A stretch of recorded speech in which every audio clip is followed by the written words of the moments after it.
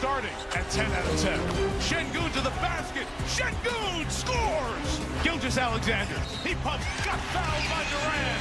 And the Thunder with an opening night victory. And this game living up to what we expected between two teams that believe they can compete. The trend I see is that we continue to be a terrible third quarter team. 7 to shoot. Curry, deep one, bullseye! Phenomenal performance for Luka Doncic, but it will come up short. Welcome to the latest edition of First Take.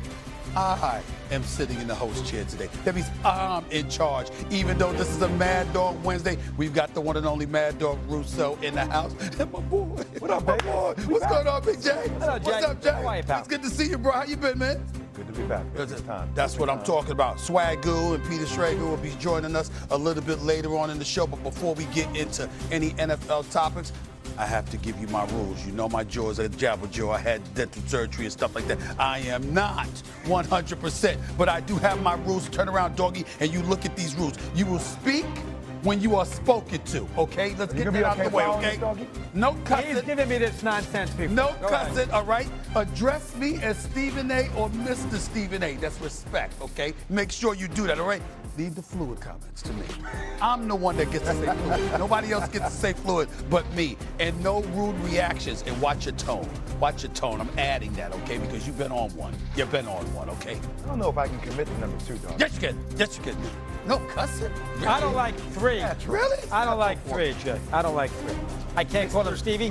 I can't call you Stevie. You can call me Stevie. You can call me Stevie. You can call me Stevie. Makes me feel You can call me Stevie. Just don't say good boy. Good man. Good man. Yeah, definitely don't say good boy. Okay, let's move He's on. warned me about that. Okay, let's get right to it. The NBA season tipped off last night, and the stars took center stage in the Warriors-Lakers matchup. Luka Doncic got off to a hot start, scoring 43 points for LA. It wasn't enough, as the combined prowess of Jimmy Butler and the babyface assassin Steph Curry helped Golden State win the game 119-109. Not the start the Lakers were actually looking for to begin the season.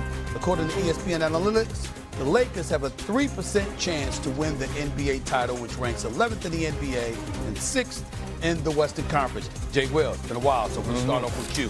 What did you learn about the Lakers last night?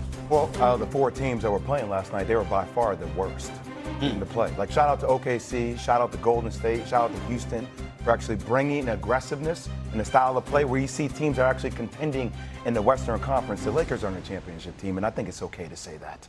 Like, watching them last night, I wrote it down, doggy. They're a mediocre team. Their offense is decent. Their defense is horrific. Now, think about this. So, Luka definitely was incredible last night. Attacking downhill, energy level seemed high, conditioning was a thing in the offseason. Seems like he has handled that challenge, right?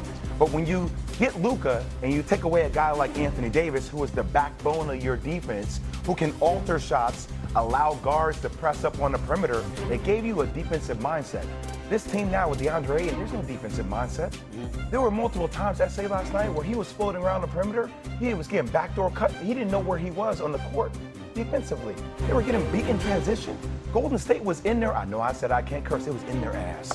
He was in them defensively, in their pocket, doggy, each and every possession. Jimmy Butler looked great. Jonathan Kuminga looked great. They played with a sense of urgency. I do not understand how the first game of the NBA season, JJ Redick has his work out for him, that they did not bring any kind of tenacity to the table. And it makes me extremely concerned with everything that's on the line for this team. LeBron being out, I know their schedule is a little bit softer until he comes back until November 23rd, around that pocket, but this team has a lot of challenges. Luka will do the Luka type things that we know he can do, but this team defensively is nowhere close to being one of the top teams in the Western Conference. Well, they got murdered by Minnesota last year, so I don't know why. In fact, they're supposed to be so much better this year. When 8-8, the kid they bring in from Portland and Phoenix is their big addition in the off year. Plus, you got no LeBron, so it's going to take a little while to get going. I expect Luka, as you said, you know, everybody was yelling about him last year, ate a trade, out of shape, you know, not into it. He'll have a big year, and I think him and Reeves will be okay. They'll score. But as far as them winning in this conference, there's just too many good teams. So, I mean, 3%, I mean, that sounds about right with Houston and Oklahoma City, and obviously Golden State's going to be good. I mean, Butler's there the whole year. They're into it. Fifth wing. Obviously, you got Green still sitting there. That team's going to be very good, the Warriors. But they have a chance to have a hell of a year. But the Lakers are the 5th, 6th best team in the Western Conference, and that's not going to do them a lot of good come postseason time because they're going to not get a first round. They're going to be a no home court first round. They're going to have trouble getting out of the first round to make a long. I'm going to say, well, we know that. We know that this definitely going to be the case because you've got OKC and Houston. Once Kyrie and Anthony Davis come back, you've got Dallas, you've got Minnesota, you've got Denver who reloaded, and now they've got some depth. So there's about 5 teams that you think about before you even think about the Lakers. Let's get that out of the way first. Having said all of that, I will say this. I believe in J.J. Redick as a coach. I think that J.J. Redick is going to be a star coach in this league for a long time to come. I really believe in him, and I really believe in his ability to make adjustments and to make them better. I think they'll get better. I don't think last night is an indication. Certain teams are your kryptonite, y'all. And I think that when you look at Golden State's ability to shoot perimeter shots, everybody can't shoot like that. Everybody can't shoot like that.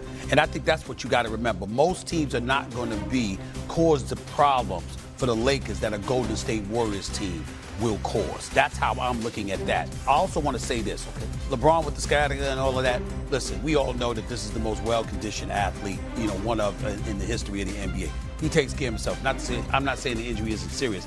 I'm saying that I have every confidence that he'll be able to come back and do the kind of things that we know he's capable of doing, giving you his 25 a night. That offsets some of the defensive woes because of what he's going to bring you offensively as well. DeAndre Ayton seemed clueless out there. It's going to take him a while to get going because it always takes him a while to get going. And then even then he fades and, boy, he comes back. He's like a roller coaster. We get all of that. In the end, I think we look at the Lakers. I think the one positive to peel out is that LUKA was out there showing he's ready. Doing his thing. He's ready doing his thing. He's elite. So for him to come out there, and we all know what a stud Jimmy Butler is or what have you, and to see LUKA just going at him or anybody else, you got to love that. Here's what I love about the Warriors. My only question about them is they're being undersized. That's it.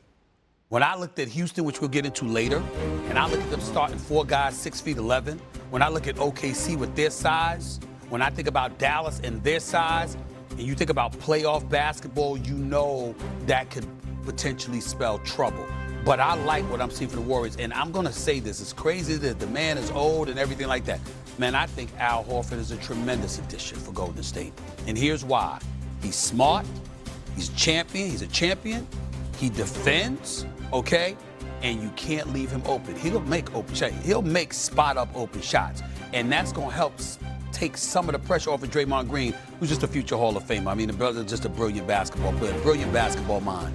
So when you look at Golden State and Kuminga, and their mission is to make sure that everybody is, your stars are getting 34 minutes or less. That's their mission, quietly, that nobody's getting more than 34 minutes. If they pull this off, that means other cats will have stepped up, and you'll have more confidence in them come playoff time if you're Steve Kerr. And that is what I think is going to bode well for the Golden State Warriors. I think the Lakers simply lost to a better team last night, a team that's tailor-made, that they're tailor-made for. And I think that's what you're seeing more than anything else because most teams can't do what the Golden State Warriors can do. But that's a little bit of the issue with the Lakers, though, S.A., is that